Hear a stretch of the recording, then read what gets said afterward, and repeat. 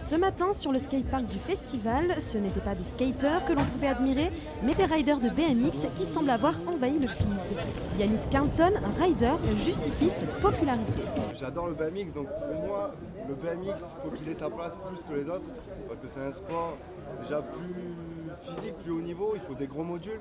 Donc à partir de ce moment-là, il faut vraiment que les riders se lâchent un maximum, donc il faut des gros modules, donc plus de place. Après, je pense pas qu'il y ait une injustice, il faut un peu de tout pour le public. Ils ne sont pas tous là pour le BMX, l'organisation du FIS fait tout pour pas mettre le BMX en avant, quoi. Et malgré les efforts des organisateurs, les vélos semblent être partout.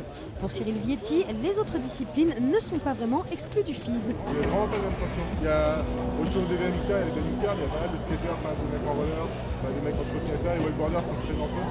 Juste vis-à-vis du grand public, je trouve que sur l'affiche c'est un BMXer. Et je pense que les gens qui ne connaissent pas, les non-riders, les pratiquants, viennent voir le BMX.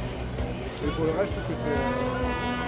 je trouve que ça va. Je trouve pas ça du tout dévalorisant ou ça met pas en recul les autres disciplines.